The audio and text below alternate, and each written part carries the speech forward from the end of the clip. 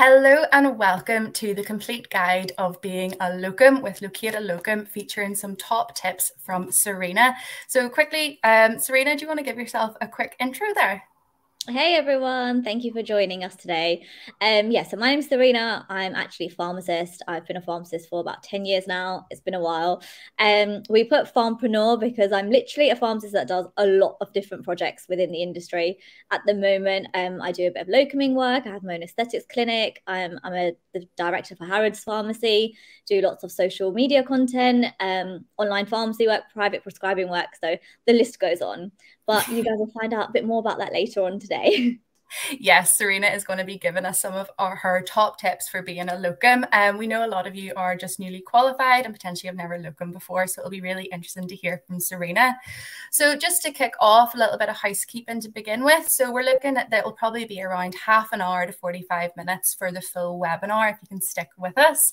So what are we going to cover today? Getting started, how you can find locum shifts, top tips from our expert Sarina, sort of answering a lot of myths about locum in, sort of misconceptions, and then we're going into a Q&A at the end. We have Olivia from Locate Locum in the comments section, moderating the comments. So make sure you're dropping your questions that we can answer below. So to begin with, let us know what you actually want to get out of the webinar. We want to make sure that this is as valuable for you as it can be. So let us know exactly what it is that you want to get out, whether it's how you even get started, tips for your first shift, just anything you want to think of, just drop it in the comments below and we can make sure that we address it throughout. And guys, just remember, there's no such thing as a stupid question. So ask as many questions as you like, even if it's something like finance related and you think, oh, a pharmacist may not know that. We'll try our best to answer everything. Or at least we could get in touch with you later and redirect you to somewhere or someone who can answer it as even better. Exactly. So kicking off, how you get started. So this is for anyone who has never been a locum before, or maybe you're just newly qualified. So the most important thing is you get these sort of key essential documents together, and sort of keep them on hand as well, because these are documents that you'll need to get registered with Locate Locum, and then you'll also be asked for with different companies if you're going to locum anywhere, basically. So to start off with, it's your photographic ID. So that's everything: your passport, your driver's license, right to work information, just real basic stuff. The next thing you will need is your indemnity insurance. Now, that's a requirement of your registration and just covers you for if anything goes wrong within the pharmacy. Make sure that you and your patients are protected. The next thing you'll need is your enhanced police check. So if you are in England or Wales, that will be your enhanced DBS. If you're in Scotland, it's your enhanced PVG. And then if you're in Northern Ireland, it would be your enhanced access NI. Then the last thing you need is your registration number, so your GPHC. I know for a lot of you, you'll be receiving those this month for the first time. So congratulations to anybody who has just recently got their qualification and just got their registration. Really well done. All of your hard work has paid off. So after you've got all of that together, you can upload it onto your Locate Locum profile, and we'll actually keep a copy of all of those documents for you as well. Just to go back, one thing to note, particularly with your indemnity insurance and your police checks, is there are an expiration date on those documents. So it's really important that you just make sure that none of those documents expire, because you don't ever want to be caught out or missing some of those information if you're going to book a shift. So I would just, whenever you get any of this information, just keep a note of what the expiry is. Maybe set yourself a reminder a few weeks before so you can make sure to get updated. I know on the DBS there is also an update service, so you always make sure that your DBS is updated as well. It's quite cheap for that as well. They charge you about £13 for the year, and it will constantly be updated every year. Just don't do what I've done in the past, where you forget about it and then it comes close to, because your DBS will expire after 3 years, comes close to 3 years and you're panicking. But if you're registered to the update service, it'll actually do it for you automatically. Be careful about your bank cards as well, because obviously your payment card will expire. So make sure you just keep on top of that as well. I know, because the last thing anybody wants is to be flapping that something is out of date before you're wanting a shift, or maybe preventing you from getting one in the future. So just an important tip I nearly forgot there. So the next thing, and Sarina, you'll probably agree with me, is the most faffy part of being a locum is getting registered with all of the different companies.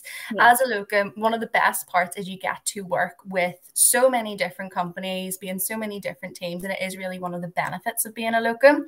But just the nature of all of these different companies will work slightly different in terms of how they make payments. Maybe some will require specific accreditations, or maybe other essential requirements to work in that particular store. So what we recommend doing is whenever you're setting up to become a locum in the first place, if there's some of the bigger chains, say for example some of the ones that are on screen here, actually just sit and get yourself registered with as many as you think you will work for in the future, because as soon as you're registered once, that's you set up. So just make sure to take the time to sort of do that, because it sort of prevents any issues coming later down the line. Because again, the last thing you want is to be working a shift or anything like that, and maybe you're not correctly set up on payment systems, or maybe you might lose out in shifts because you didn't realize that, say, someone needed you to have a smart card, or maybe a different level of accreditation that you don't have. So it is a pain, and it is a pain at the start. Process initially, but if you're waiting for your GPHC number, now's a good time to just get it all done. Once it's done, I'm sure Sarah can agree, it's just out the way. It's less headache. Exactly. And the more you register at the start, the more people you have to work with in the future as well. So it's all sort of, this is actually a really good time, as Sarina said, while you're waiting on stuff like your GPHC number, make all these applications now to get registered. Even the likes of you're getting your enhanced DBS and stuff like that, because sometimes there can be a bit of a delay on getting those. So just really start the process as soon as possible, and you'll thank yourself for it later. And you can always drop me a DM. My Instagram handle is on the beginning of this presentation. You can always contact us if you need extra help, even with things like indemnity insurance. Me personally, I use the PDA at the moment. I've been using them for the last 10 years. I've never had any problems. Most people use the PDA or the NPA. But one thing I will say is, even with some of these larger companies that you can see on the screen, you may or you may not work for them. I know some people right now may have, ideas that, oh, I don't wish to work for Tesco or Day Lewis, etc., for whatever reason, but still register for all of them, because you never know when there may be a really good shift that's really well paid, it's close to home and things like that, and it could just be a good advantage. So that way, if you're already set up, when it comes to it in the future, this could be like 6 months down the line, maybe 1 year down the line. I've been a pharmacist 10 years and I still locum. At least it'll be a lot easier for you when you're actually applying for the shift. Yeah. And don't be worrying about where do you get all of this information. We actually have a full guide on every company that posts on Locate a Locum and exactly what you need to do to get registered with all of them. So as after the event, we will send you a recording of this event. I probably should have said that at the start. This event is being recorded and it will be sent to you. But we're also going to be sending you through some different bits of information, such as full details on how you can get registered with all of these companies, like such that's on the screen, and then also just a lot of other different companies that maybe aren't on the screen as well. So the next thing is, how do you actually find shifts as a locum? And this is where Locate a Locum comes in handy. So what is Locate a Locum? We are an online platform where healthcare organisations and pharmacies are able to post shifts, and you as a locum are able to find and apply for them, all from the convenience of your own mobile phone. So we're currently being used by over 33,000 healthcare professionals right across the UK and Northern Ireland. And there is 8,000, I think it's nearly 9,000 now, different healthcare organizations that are actually posting shifts on our platform. I think any time on our platform there is just over 50,000 shifts available across the UK. So you're never short of finding a shift near you. And we are one of the top rated locum apps in the UK with over 100 5-star reviews on the App Store and Google Play. So what is Locate a Locum? Whenever you sign up, it is an app. This is what you will see whenever you sign up. So you're able to go through, search through all the different shifts on our platform. We also have some really cool enhanced search options where you're able to decide exactly how far away you're willing to travel. Say set your own rates, that's different days of the week. Maybe you're only wanting to work on the weekends. Maybe you're working full time and wanting to pick up some locum shifts on the weekend or on an ad hoc basis. You're able to use all of these filters here. Once you find a shift that you like the look of, you're able to click into it, see all of the information. and you're able to apply for the shift there and then on your phone. We also have some cool features such as our instant book feature, where you will see book rather than apply. And that means that you can book into that shift there and then. You're not having to wait for someone in the pharmacy to approve that application. So you know exactly when you're working. So on top of that, sort of whenever you're working through as a locum, one of the biggest things is staying organized. Because you are working in so many different stores through so many different companies, it can sometimes get hard to sort of remember different start times and everything like that. So within the Locate a Locum app, we actually have a diary which helps you stay organized, so you can have a one-stop shop of all of your locum information. And within that, you're actually also able to input shifts yourself. So if there's a shift that maybe you haven't got through Locate a Locum, you're able to still input that. So we're able to see when you're available and when you're not available, which will also help prevent any unwanted calls. If you're just not available, or say you're on holiday and you don't want any information for that particular week, you can block yourself off and actually zen. Now, the last thing about we will really stress here is, as a locum, you are self-employed. So what does that actually mean? It means that you're in charge of all of your different finances. So it's really important to keep a track of your finances, so the money coming in. And then it's also quite useful to also check different companies' payment times. Every company pays slightly differently. Some pay on a weekly basis, some bi-weekly, some on a monthly basis. So it's always good to know whenever you book a shift to sort of check the different payment times of that particular pharmacy, so you know when that money is coming in. Again, as you are self-employed, you will have to sort your own taxes and your own money that way. However, we're going to help you out with that, where we're going to send you across some information on how to manage your money and some invoice templates and some of our accountancy guidance that we have got from different providers. It's not as scary as what it sounds. I know if you're maybe newly qualified and have never done this before, the idea of being self-employed or managing your own money can come across a little bit frightening sometimes. But as long as you're organized and you're keeping really good records of your finances, you should be all good to go. Wouldn't you say, Sarina? I agree. I was literally about to jump in there. It sounds a lot harder than what it is, but if you're organized, and if you're all pharmacists, of course you're organized because you got this far. That requires organization in itself. It will be fine. The only thing I would say is, of course, there may be times you'll be locuming from different sources, either for getting shifts from Locate a Locum, independents, helping out friends, people you may know. So obviously in those situations, you may be needing an invoice template, which Locate a Locum will actually provide for you anyway. And there's templates available.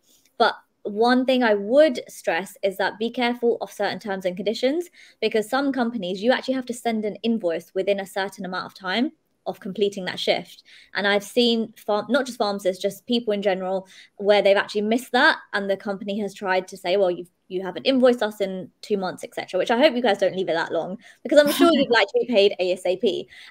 But bear that in mind. Also, from an accounting point of view, make sure you have a good accountant.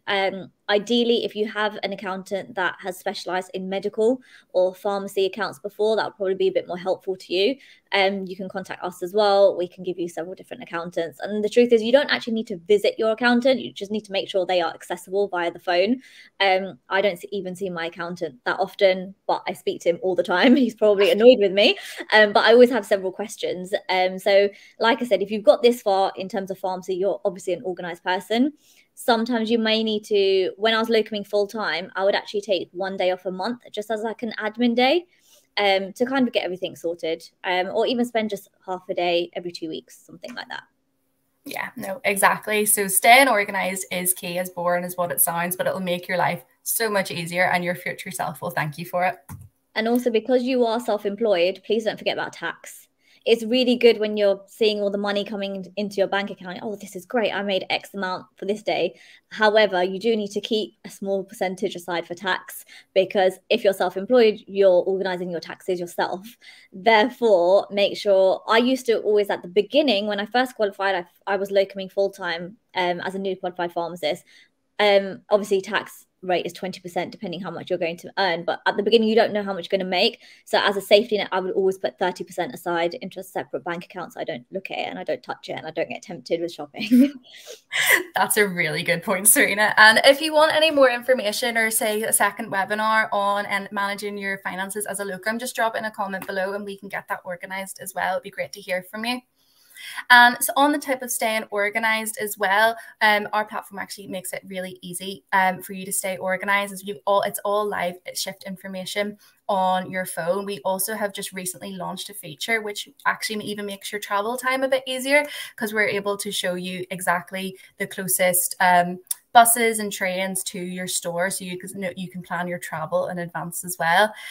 Because obviously you might be going to and from, if you don't know that area particularly well, it's always handy.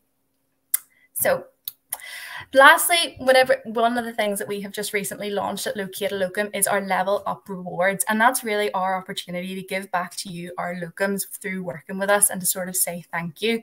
So what is Level Up Rewards? You can find it through our app, but basically the more you work, the more you're rewarded. So we're giving away everything from instant access to our learning platform, which helps you keep on top of your CPD.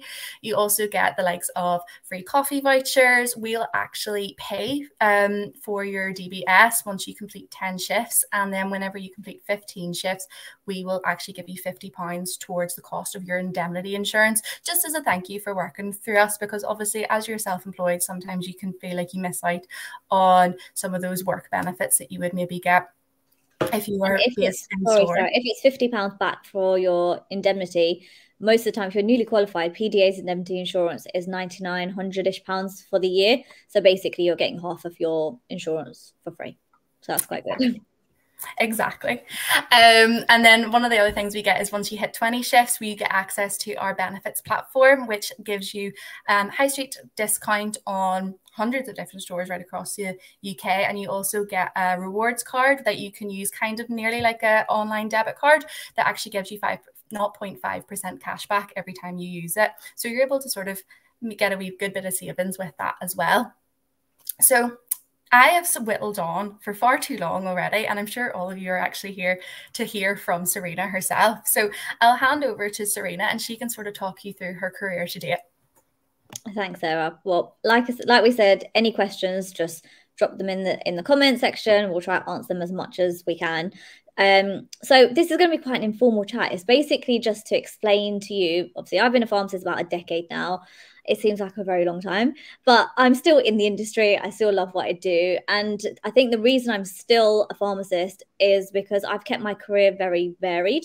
And I've always sort of tried to think outside the box and try to make my career something that I would enjoy. I personally think it's really important to basically get out of bed in the morning and look forward to going to work. I'm not going to lie. Yeah, there are days, of course, even I think, oh my God, do I need my job today? Do I really have to go to work today? But I'd say at least 80% of the time, I really enjoy what I do. So we'll sort of talk about my journey from the beginning. I actually did my pre-registration year with Day-Lewis Pharmacy. I was very lucky. I had a really good year. I had a really good tutor, someone who was very supportive, etc. So it made my difficult year, I'd say, a bit easier. I actually still keep in touch with my pre-registration tutor today. We've actually set up businesses together. We work together a lot. So I can't fault him in that sense at all. As soon as I qualified, I was actually offered a permanent role with Day-Lewis Pharmacy at the time, but just wasn't the right fit for me. One thing I will say is no matter what industry you're in, but if you're in pharmacy, if you're deciding between contracts, make sure you know your negotiation skills. So at the time, I didn't get the area I actually wanted in terms of travel. And I thought, let me take a leap of faith and quit and become a locum full time. And in actual fact, it was probably one of the best things I did, because my first shift as a pharmacist, I'll never forget the date. It was August the 15th. I got onto the register and I was working a Saturday in a 20,000 item pharmacy store by myself. And obviously I was in a GP practice closed that day. I did call my tutor on my first shift, I'm not going to lie. And I was panicking about citalopram, about an emergency supply. And he just said, just calm down, you'll be fine. So that actually threw me straight into the deep end, which made the rest of my locuming life a little bit more easier. You just have to believe in yourself. Remember, you got this far. It will be scary at times, but you are the pharmacist. You know exactly what you're doing. Breathe, take a moment, just make sure you can justify why you are doing something. So if it's an emergency supply, justify why this patient needs it, or justify why you're not doing something, why you're not going to give that emergency supply, just for example. So I was a locum pharmacist. I was locuming. There were times I was getting work sort of 7 days a week offered, and it came to the point that I was actually able to choose some of the shifts I was working in the areas. So back then, I used a variety of different things like apps, etc., and locuming agencies, and also sometimes independent pharmacies that I knew myself. So I used to actually locum for Boots quite a lot. Most of my shifts were with them. Some with Day Lewis and some just independents. I used to work with a pharmacy chain called Paydens. They're sort of based more in the south near Brighton, and South London as well. So it came to the point that I remember Boots, especially, I had several different shifts from 3 different areas: Surrey, London, and more like Hampshire area, where I could actually choose where I wanted to go, because I built up such a good rapport with staff, with the pharmacies, with the companies, and also the area managers. Funny thing is, I didn't actually meet any of the area managers face to face. I would just speak to them all the time. And it sort of turned into a bit of a fight. Oh, Sarina, no, we want her here. We want her here. So it was quite nice that I actually set the foundations for myself. So it came to a point I could choose where I wanted to go. And that's what one of the ways I did that is by, it's my number 1 tip: please call the pharmacy you're going to locum in before you go there. It sounds simple. I know it's really common. I still have locum pharmacists today in Harrods, where a locum will turn up, or you as a locum will turn up to a pharmacy. If you just call the day before and introduce yourself, just say, hi, my name's, so I'll be like, hi, my name's Sarina, I'm your locum pharmacist for tomorrow. Please, can I speak to the main pharmacist in charge or the pharmacist manager? And at least 80% of the time, they were so impressed. I'd say, this is who I am, what I can do, etc., all my accreditations. But the one key question, which I would recommend everyone to ask, is there anything extra you need me to do tomorrow, or anything I need to be made aware of? For example, do you do substance misuse services? Is there a special information that I need to know about a particular patient? Have they missed a few days, etc.? Things like that. Because I know that on the flip side, if you're a pharmacist manager or someone who's senior, like myself at the moment, I really appreciate that when my locums do that for me.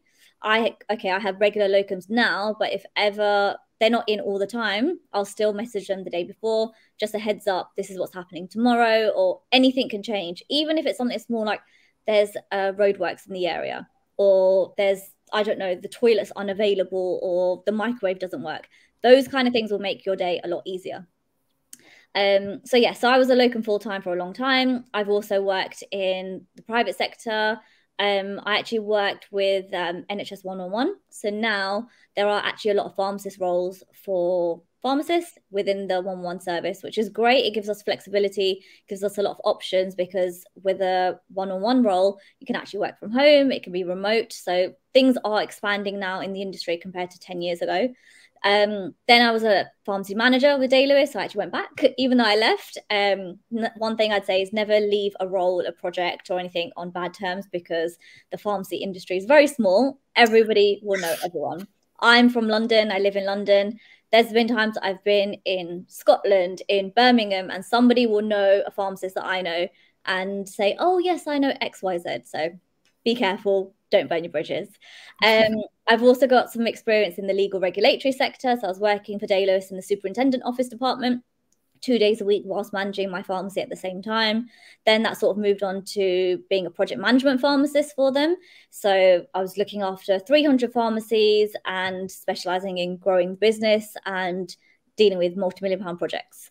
That included working with King's College Hospital. It was a partnership.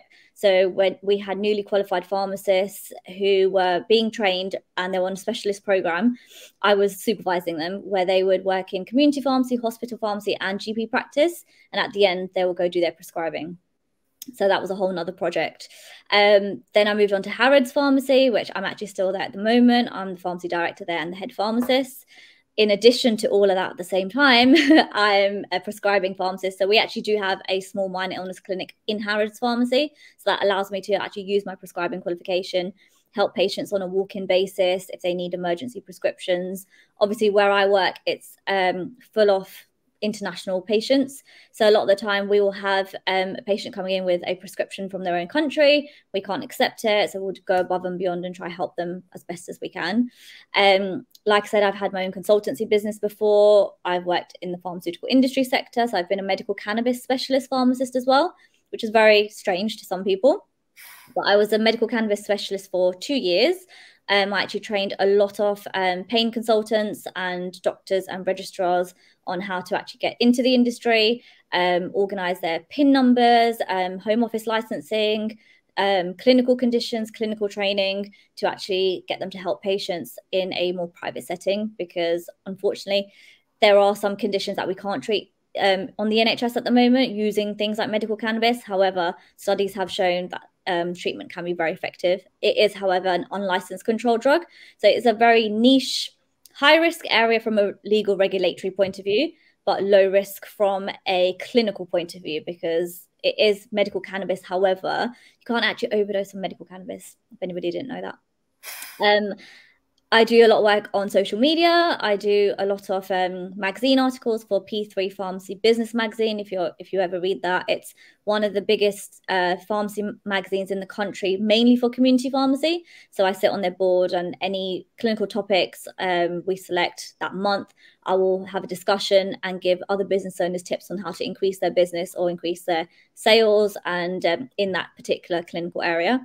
And I right now have my own aesthetics clinic as well. So I do things like Botox, filler, microneedling, for example, chemical peels, skin boosters, vitamin injections, the list goes on. So I quite like what I do, because I do several different things. So one thing I will say is that throughout the whole last 10 years, I've never stopped being a locum. And locuming has helped me financially a lot. So one thing I'm very grateful in my career is that, yes, I can have a full-time job. Yes, I can earn X amount of money. However, times financially change. I'm not afraid to sit here and admit there are times where I need to make extra money, and I'm really grateful to have locuming as that option. I can say, right, I've got this much free time. I want to sacrifice a few weekends, etc. I want to go and earn some extra money. And also, it's really helped me to network. So all these things that I've done in the last 10 years, I wouldn't have been introduced to certain people, certain roles, if it wasn't for the people I met in locuming. So, for example, I was the first pharmacist to work for the NHS one-on-one service in a pilot project alongside 10 others. That wouldn't have happened if it wasn't for the locum agency I was with at the time. So things like that, everything is scarily intertwined and interlinked. So you never know where a locum shift can take you. Absolutely not. And really, Sarina, you give yourself credit for calling yourself a farmpreneur. Farmpreneur? Is that how you would pronounce Yeah, that? we kind of just made it up. Do you remember a few months ago? It was actually Sarah and I who were like, oh, you're like an entrepreneur, but in pharmacy. And we just came up with the word farmpreneur. I think we should trademark it at some point. Oh, yes. And just as Sarina was saying, locuming throughout your career is always a really good way to network and meet different people. Just in case we have anybody who is just started their foundation year or their pre-reg year, firstly, good luck for just starting. And secondly, one thing that a lot of people don't know is you can actually locum as a dispenser while you're a pre-reg.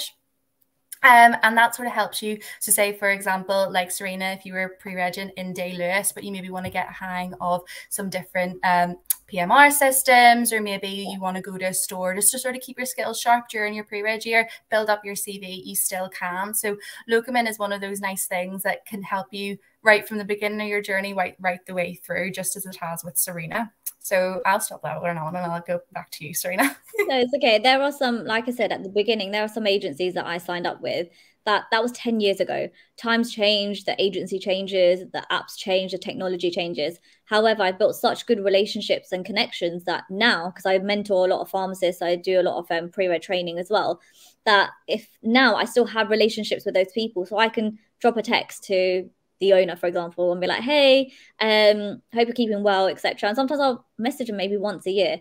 Have you got any shifts coming up? If I'm looking for extra work. And the fact that when you build those foundations, those relationships, that those people will always come back and help you in your time of need. So that's always a good tip. Make sure you just stay in touch. And even if you can't help that person at that time, and vice versa, there'll always be a time where you both will need each other. Exactly. So my top 5 tips. I've already said the first one. Call in advance and introduce yourself. literally just explain who you are, just even your name. Just say, hi, my name is etc. I'll be your locum pharmacist for tomorrow. Is there anything extra you need me to do? So that's the first one. Another really important one, in my opinion, because I've been on both sides. So I've been on the locum side when I first qualified, and I've been on the management side where I'm looking for good quality pharmacists. Make sure if you finish doing what you're doing, you're checking, etc. Of course, I appreciate every pharmacy is going to be different. There's going to be times where you will only be there all day doing the pharmacist only tasks, so checking prescriptions or blister packs, etc. However, there's going to be times where you'll finish doing your workload.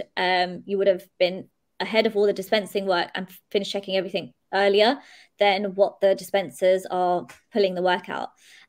Always just ask if you can help with anything else. There are some pharmacies I've locumed at recently, literally just last month or the month before, where in all honesty, it was very quiet. It was nice because I felt like I got paid to do not much at all. But it's no harm. I would say to dispensing staff, I'd help them put their dispensary stock away. I'd help on the counter, things like that. Because Ende, you are a team. For that one day that you're there, I always say take pride in your work and treat that shift like it's going to be your last shift. I know there's so many pharmacists out there where unfortunately I've actually had messages on social media to say, why'd you put deliveries away? I just sit there and check and relax. And me personally, that's not very helpful. Whether you're a pharmacist or not, it doesn't show great character. It doesn't show great leadership skills. And in order to have a successful run of any business, nobody can do everything by themselves. So I guarantee you, if you just go above and beyond and say, do you need some help with XYZ? A lot of the time, the staff say to me, no, don't be silly. Just you sit, take a break. We don't need help. But it's just nice to offer. And things like that will always get you called back. Like I said, take pride in your work. Just mention that. Make sure you're accredited for all services. So it's quite difficult nowadays. Obviously, we've got flu season coming up where unfortunately you can't just pick the pharmacies that you want to go to because they don't do any services. There are a few out there that will do less services than the most busier pharmacies. However, you're less likely to get shifts for those. As a pharmacist manager myself, I'm more likely to pick my locums who are accredited to do everything. Also, even if you are accredited from the beginning, so like we said, at the moment, if you're newly qualified and you're waiting for, small registration details, your GPHC number, now's a good time to get all those small things sorted. So make sure you're flu trained, for example, because nearly every pharmacy in the country will be doing flu services in the next, 2 weeks. Things like NMS, all those small things, make sure you just tick them off and you can do them. CPCS, things like that. And leave a thorough handover. I'm not saying you have to leave an essay. You can either contact the pharmacist manager. I mean, you probably don't want to on their day off if you're covering them, or just leave a small piece of paper with a few notes, key bullet points of what you're handing over, if there was any problems, etc., and leave your contact details. I've had locums leave handovers and I'm like, how do I contact them? Because they haven't left a phone number. And it's quite rare that I'll call them unless it's really urgent, because I appreciate that, as a locum, you're working somewhere else the next day. It's not your responsibility anymore. However, as a locum pharmacist, you are a lone wolf. So for you, if anything goes wrong, take pictures, document evidence, things like that, and leave a proper handover. Like I said earlier on, everything is about justification, why you have done that clinical emergency supply, for example, or why you have not. And end of the day, on that day that you are working, you are the responsible pharmacist. You may have staff say to you, oh, you're not the manager, etc. It doesn't matter, but your verdict and your say is what happens on that day, because it's your responsibility. I locumed in a pharmacy a little while ago and there was a CD discrepancy. I actually did try to message the pharmacist manager, but she was away. And then I had to call the superintendent just to cover my back and say, look, these are the discrepancies. And I actually went above and beyond. I went through all the invoices, tried to figure out the error, and I couldn't figure it out, to be honest, because the pharmacy was a bit of a mess.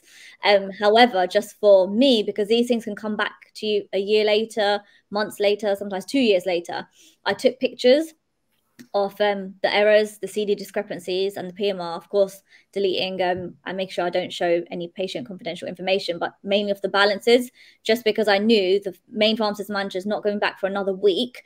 in that week and a half that they were away, I will have a million different things to do. At least if I have a photo, I can go back and say to her, oh, this is what the error was, and it'll make it a bit easier for her to fix the balance. So stuff like that. Brilliant. Thank you so much, Sarina. Those were brilliant tips. You can really tell you've been at this a while. And I keep saying there's years where I'm like, oh, I'm not going to locum anymore. And then afterwards, I'm like, oh, actually, let's just go do another shift. Let's try this. Okay, yeah. Oh, the rates are quite good at the moment. Let me go get some extra money. But I always meet really nice people on my journey. And like I said, you just never know where it could take you. And because I've got my own business as well, that helps me too. So when you get talking at these pharmacies, what do you do, etc., where do you usually work? Are you a locum full time? Yada yada. When I say I've got my own aesthetics clinic, it actually helps to get clients as well. So brilliant. How cool. Delightful. Networking all over the show. That's one of the best things about being a locum, because sometimes you won't be able to attend all the networking events, like the evenings, etc. If you're doing a shift that it finishes at 6 or 6:30 or 7, you're not going to get to an event in time. So that's why locuming is a good way to meet other people. Brilliant. So next up, just before our Q&A, so don't forget, guys, if you have any questions, do drop them in the comments below. But next up, we want to debunk some myths, because we've had a couple of questions come through and just sort of wanted to clarify something. So a lot of people would ask questions about rates and negotiation. And whenever it comes to Locate a Locum, I can't speak on behalf of other agencies, but I can definitely speak on behalf of Locate a Locum. So Locate a Locum is a software platform that enables pharmacies to post shifts where they require a locum. All of the details of that shift is decided by the pharmacy themselves, everything from the rate to whether or not they will accept negotiation. We are not in control of that. We actively encourage our pharmacies to negotiate with the pharmacist, because a shift filled is better than no shift filled. However, at the end of the day, it is up to the pharmacy themselves. So that is just one thing that people get the misconception of.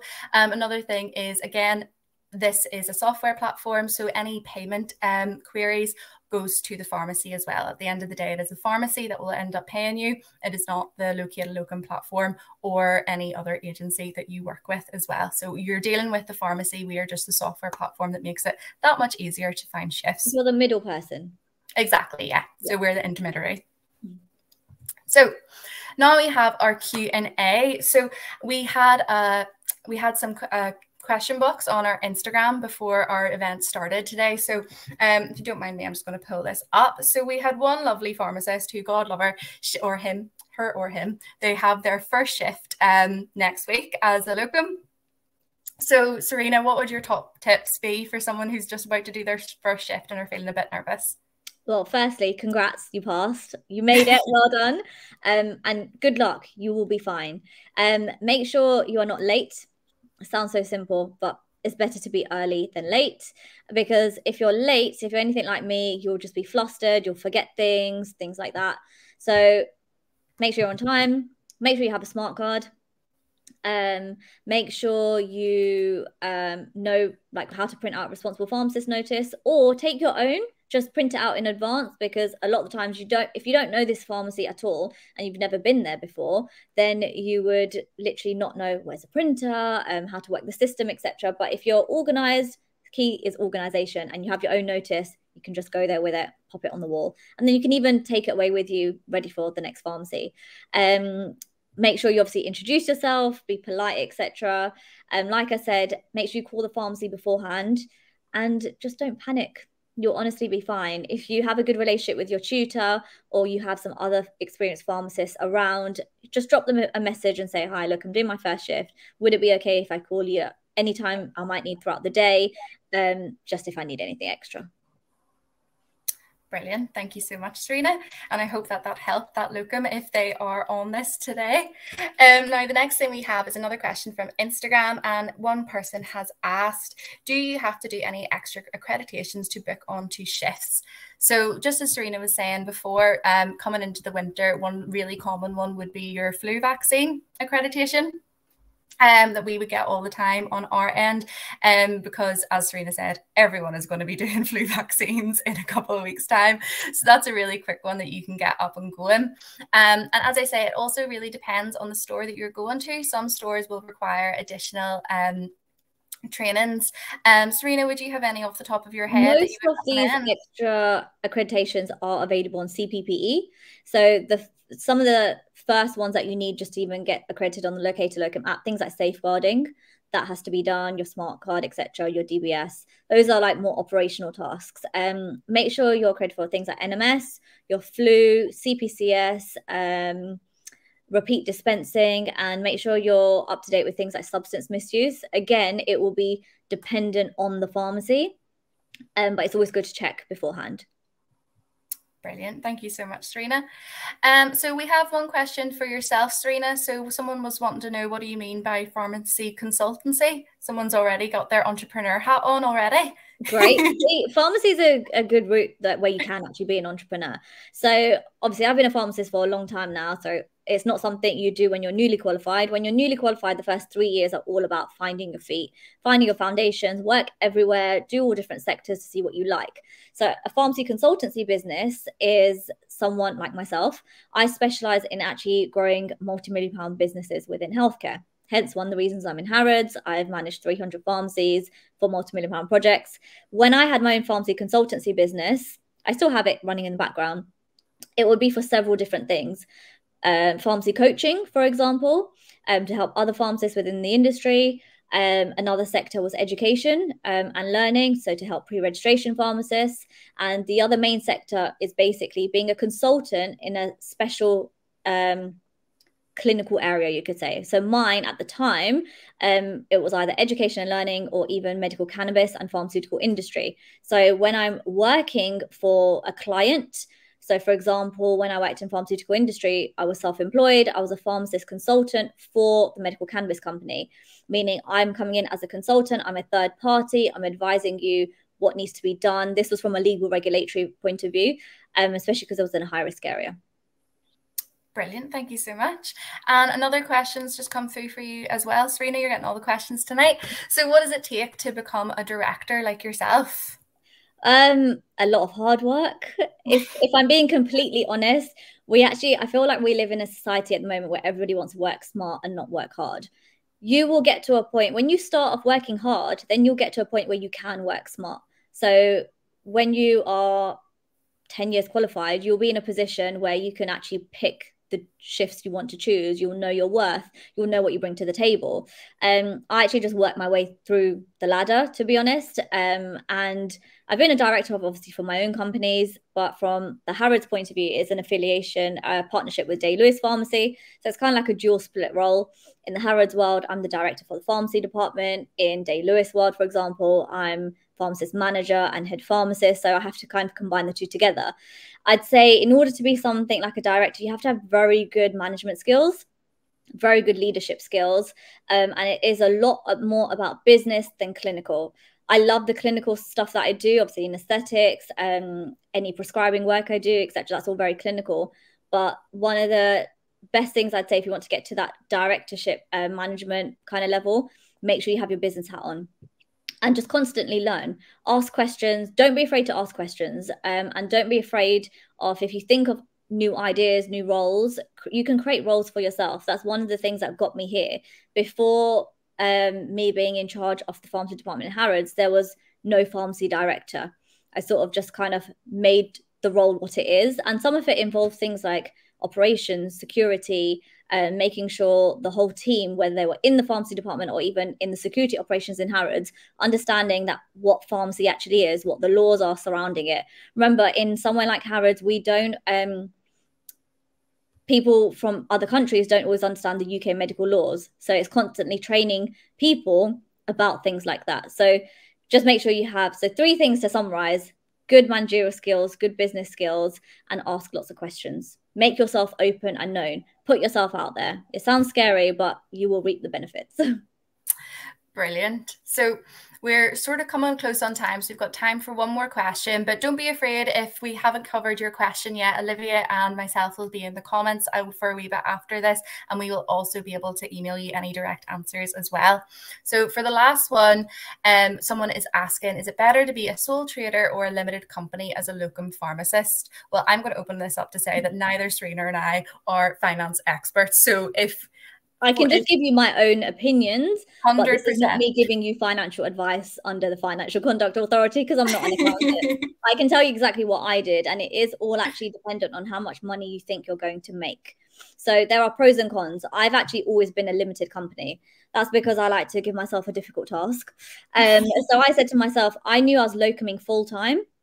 And on average, they say if you think you're going to make more than £50,000 for the year, it makes more sense to be a limited company.